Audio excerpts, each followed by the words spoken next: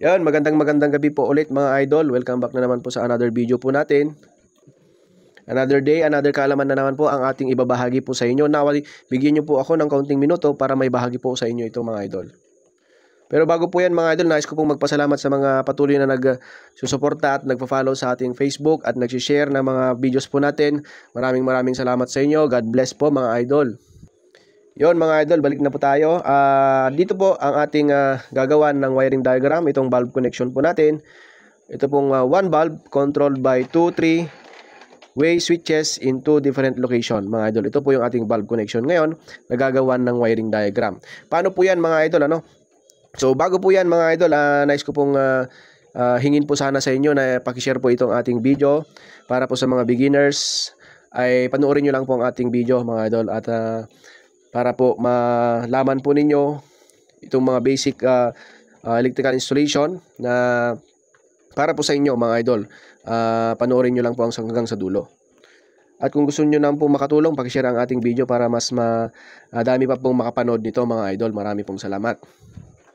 So yun mga idol, so paano ba natin bibigyan po ulit ng ating wiring diagram ang ating valve connection na ito?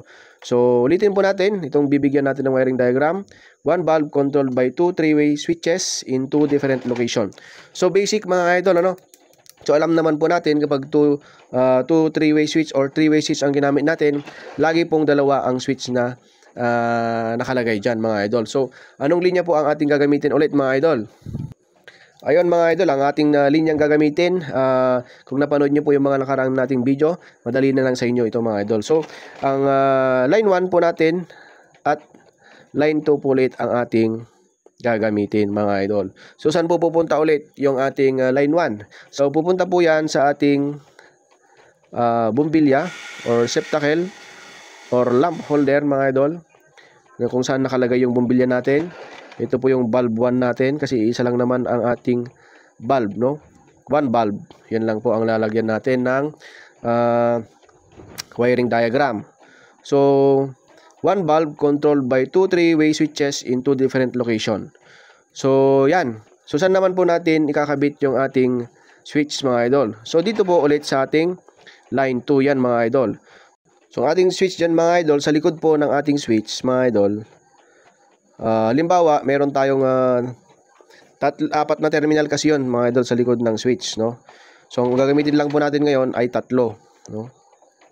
4 yun. Yung isa andito. So, hindi na mo natin lalagyan yan. So, yung isa, ito pong nandito ay yung common natin mga idol. Common.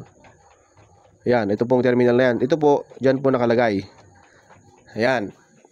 So, ito na po yung ating location 1 mga idol. At dahil nga po, sabi dito, 2 3-way switches ang kailangan natin in 2 different location. So, andito po ulit yung ating isang, ito po yung 3-way natin, mga idol, S3W. 3-way switch po yan. Ang isang 3-way switch natin, andito rin po. Yan.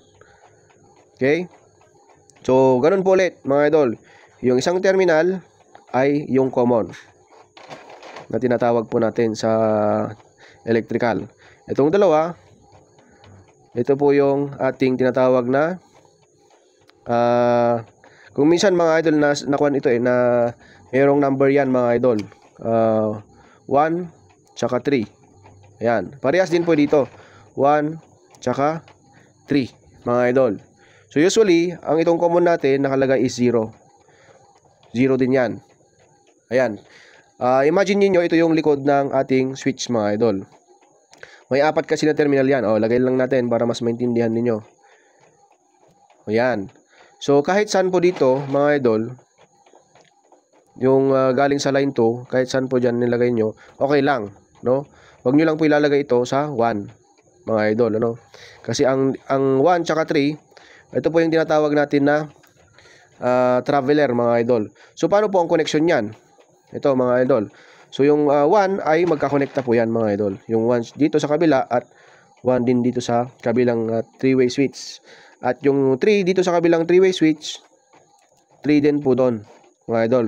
So, yun nga sabi ko kanina mga idol, ang tawag po dito sa mga wire na yan ay traveler mga idol. Yan. Traveler wire po yung mga yan. Yan po ang tawag mga idol. Ito po yung common. traveler. So, saan po natin i-connect itong common dito? So, papunta po ulit yan sa ating bumbilya, mga idol. Kung saan ito na yung nagiging return wire natin, mga idol. O, yan. Nabigyan po natin ng ating wiring diagram, ang ating valve connection na one valve controlled by 2 3-way switches in 2 different location. Ito po kasi yung location 2, mga idol. Location 1, location 2. Different location. Okay? At sana po naintindihan ninyo, mga idol. Asan po ba ginagamit usually ang ating 3-way switches, mga idol? No? So, ginagamit po yan sa may mga hagdan, mga idol. Hagdanan o stairway, mga idol. Na kung saan, hindi mo na kailangan bumaba para i-off or i-on yung isang bumbilya. Ayun, mga idol. So, pwede mong i-on dito, pwede mo ring i-off dito. Pwede mong i-on dito, pwede mong i-off doon. Pwede mong i-on dyan, pwede mong i-off dito. Yan ang gamit ng 3-way switch, mga idol. So, saan pa ba natin ginagamit yan? Sa hallway, mga idol. Yan. Or pasilyo sa Tagalog. Yan. Saan pa? Sa malalaking kwarto, syempre, mga idol, at sa malalaking bedrooms. Yan. Usually, ginagamit ang ating 3-way switches, mga idol. O yan, mga idol, no? Sana po bahagi natin na mabuti at na-explain natin na mabuti kung ano ang 3-way switch at saan ginagamit, at nabigyan din natin ng wiring diagram ang ating valve connection, mga idol. So ayan, maraming salamat, mga idol. Kung umabot ka man sa minuto na ito, maraming salamat at pag-share na rin para makatulong po tayo sa iba, mga idol. At God bless po, mga idol. At gagaya nga ng aking laging sinasabi, magsumikap para ang buhay ay umunlad at para all goods lahat, mga idol.